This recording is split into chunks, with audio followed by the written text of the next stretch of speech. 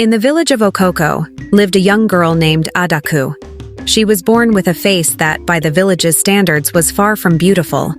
Her features were unconventional, with a wide forehead, large, expressive eyes, and lips that seemed too full. From the moment she was born, the villagers treated her with disdain. "Look at her," they would whisper. "The gods must be angry with us to curse us with such a sight." Adaku's mother, Amina, tried to protect her daughter from the harsh words, but the cruelty of the villagers was relentless. Despite her mother's love and the solace of their small hut on the village's outskirts, Adaku felt the sting of rejection daily. She often wandered into the forest, where the trees and animals did not judge her. One day, as she sat by a clear stream, a strange feeling washed over her. She dipped her hands into the water and gazed at her reflection. "Why am I so different?" she whispered. The wind rustled the leaves as if in response, and Adaku felt a peculiar comfort in the forest's embrace. Several weeks later, Okoko village was abuzz with excitement as preparations for the annual Yam Festival began. It was the most important event of the year, celebrating the harvest and thanking the gods for their blessings. The entire village gathered in the central square, adorned in vibrant clothing and intricate beadwork. Adaku watched from a distance, knowing she was not welcome among the celebrants. She longed to be part of the festivities, to dance and sing with the others, but the villagers' disdain kept her at bay. The village chief, Chief Obi, addressed the crowd. "Today we honor the gods and give thanks for the bountiful harvest they have bestowed upon us. Let us celebrate with joy and unity." As the festivities commenced, Adaku's heart ached. She turned away, tears brimming in her eyes. She retreated to the forest, her sanctuary, where she could escape the harsh judgment of the villagers. As Adaku wandered deeper into the forest, she came across a clearing she had never seen before. In the center stood a man unlike any she had ever encountered.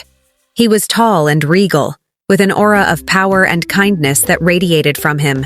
His skin glowed like the morning sun, and his eyes sparkled like the stars. "Who are you?" Adaku asked, her voice trembling with a mix of fear and curiosity. The man smiled warmly. "I am Orunmila, the god of wisdom and divination. I've been watching over you, Adaku." Adaku's eyes widened in shock. "A god? Why would a god care about someone like me?" Orunmila's expression softened. "You are not just anyone, Adaku.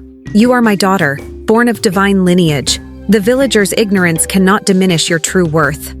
Adaku's mind raced. "But why was I born this way? Why do they hate me?" Orunmila sighed. "Mortals often fear what they do not understand. Your appearance is a sign of your unique destiny, a destiny that will unfold in time. You have a great purpose, Adaku, one that will bring light to your village and beyond." Orunmila reached into the folds of his robe and produced a small, intricately carved wooden box. He handed it to Adaku with reverence. "Inside this box is a gift, a token of your divine heritage. Use it wisely, and it will help you fulfill your destiny." Adaku opened the box to find a beautiful amulet, glowing with a soft, ethereal light. "What is this?" she asked, her voice filled with awe. "It is the amulet of Eledumare, a powerful artifact that can channel the energy of the gods. It will grant you the ability to see the truth in all things and to heal the wounds of the world." Adaku held the amulet close. "Thank you, Father. I will honor this gift and my heritage." Orunmila nodded. "Remember, Adaku, you are never alone. The gods are always with you. Trust in yourself and your journey." With that, Orunmila vanished, leaving Adaku standing alone in the clearing, the amulet glowing in her hand. She felt a newfound sense of purpose and strength. Returning to the village with the amulet hidden beneath her clothes, Adaku felt a sense of determination she had never known. She decided to visit the village healer, Mama Azin, an old woman who was rumored to have a deep connection with the spiritual world. Mama Azin's hut was on the outskirts of the village, much like Adaku's own. As she approached, she could hear the rhythmic sound of a drum and the soft chanting of the healer. Adaku knocked lightly on the door. "Come in, child," came Mama Azin's raspy voice. Adaku entered the dimly lit hut, the air thick with the scent of herbs and incense. Mama Azine sat by a small fire, her eyes closed in concentration. She opened them and looked at Adaku with a knowing smile. "I have been expecting you," Mama Azine said. "The spirits have whispered of your arrival." Adaku sat down. "I need your guidance, Mama Azine. The villagers hate me because of my appearance, but I have learned that I am the daughter of Orunmila, the god of wisdom." Mama Azine nodded, her eyes filled with understanding. "The gods work in mysterious ways, child. Your appearance is a test, both for you and for those around you. The amulet you carry is a powerful tool. It will help you reveal the truth and bring healing to those who need it." Adaku showed Mama Azine the amulet. "How do I use it, Mama?" The healer leaned closer, her voice barely above a whisper. "The amulet responds to your intentions. Focus on what you wish to achieve, and the amulet will guide you. But remember, with great power comes great responsibility. Use it with compassion and wisdom." Adaku nodded, determination shining in her eyes. "I will, Mama Azine. I will use this gift to help my village and prove my worth." With Mama Azine's guidance, Adaku began to understand the power of the amulet. She practiced using it in the privacy of her hut, focusing her intentions and channeling the energy within. The amulet responded to her commands, glowing brighter with each successful attempt. One day, as she practiced, she heard a commotion outside. Rushing to see what was happening, she found a crowd gathered around a young boy who had fallen from a tree. He was unconscious, and his leg was twisted at an unnatural angle. "Someone help him!" a woman cried, but the villagers hesitated, unsure of what to do. Adaku pushed through the crowd, her heart pounding. She knelt beside the boy and placed her hands on his leg, feeling the warmth of the amulet flow through her. She focused on healing, willing the boy's leg to mend.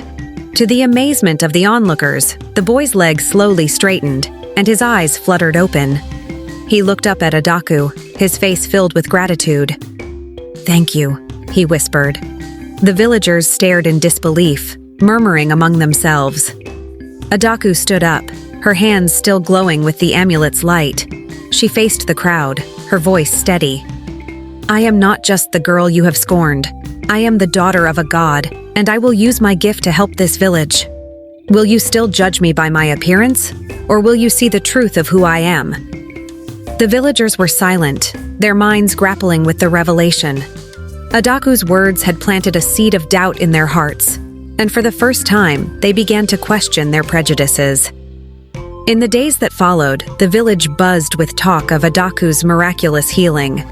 Some villagers were skeptical, while others were curious about the girl they had shunned for so long. Adaku continued to use her gift to help those in need, slowly earning the respect of some. One afternoon, as Adaku tended to her garden, she was approached by a young woman named Ifeoma. Ifeoma was known for her beauty, but her heart was kind, and she had never joined in the villagers' mockery of Adaku. "Adaku," Ifeoma said softly, "I saw what you did for the boy. Your gift is truly remarkable. I want to learn more about you and your powers." Adaku smiled, grateful for the gesture. "Thank you, Ifeoma. I would be happy to share my story with you." The two women sat under the shade of a large tree, and Adaku recounted her encounter with Orunmila and the gift of the amulet. Ifeoma listened intently, her eyes wide with wonder.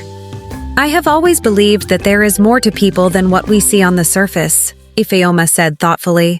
"Your story only confirms it. I want to help you show the village that you are not to be feared or hated." Adaku's heart swelled with gratitude. "Thank you, Ifeoma. Together we can change the way the village sees me." Despite Adaku's growing support, there were still those who doubted her. Chief Obi called a meeting of the village council to discuss the recent events and the implications of Adaku's powers. The council, made up of the village's eldest and most respected members, gathered in the central square. Chief Obi began the meeting with a grave expression. "We have all heard of Adaku's healing abilities and her claim of divine heritage. This is a matter that concerns the entire village. We must decide how to proceed." Elder Namdi, a stern man known for his traditional views, spoke first. "We cannot simply accept her claims without question. How do we know she is not using dark magic to deceive us?" Elder Chinyere, a wise and compassionate woman, responded, "I have seen the goodness in Adaku's actions. She has only used her powers to help others. We should not let fear cloud our judgment." The council members debated for hours, their voices rising and falling with intensity. Finally, Chief Obi called for silence. "Let us not make hasty decisions. We will observe Adaku's actions and seek guidance from the gods. Only then will we decide her fate." The council agreed, and the meeting was adjourned. Adaku and Ifeoma, who had been listening from the edge of the square, exchanged a hopeful glance. They knew the road ahead would be challenging, but they were determined to change the village's perception. As the village council deliberated, Adaku continued to demonstrate her powers, helping anyone who came to her in need. The villagers began to see her in a new light, though some remained wary. One evening, a terrible storm swept through Okoko. Lightning flashed across the sky and the wind howled with fury. The villagers huddled in their homes, fearing the wrath of the elements. Amara, a young mother, rushed to Adaku's hut, carrying her sick child. "Please, Adaku, my son is burning with fever. Can you help him?" Adaku took the child in her arms, feeling the heat radiating from his small body. She placed the amulet against his forehead and focused on drawing out the fever. Slowly, the child's temperature began to drop, and he opened his eyes, smiling weakly. "Thank you, Adaku," Amara whispered, tears of relief streaming down her face. Word of Adaku's healing spread quickly, and more villagers began to seek her help. Each successful healing chipped away at the prejudice that had long overshadowed her life. One night, as Adaku slept, she had a vivid dream. She found herself standing in a vast, shimmering field of light. In the center of the field stood Orunmila, his eyes filled with pride and warmth. "Adaku," he said, "you have done well. The villagers are beginning to see the truth, but your journey is far from over. There is a great darkness approaching, and you must be prepared to face it." Adaku's heart pounded. "What must I do, Father?" "Remember, you are the daughter of a god, and your destiny is intertwined with the fate of your people." As the dream faded, Adaku awoke with a sense of purpose and urgency. To be continued.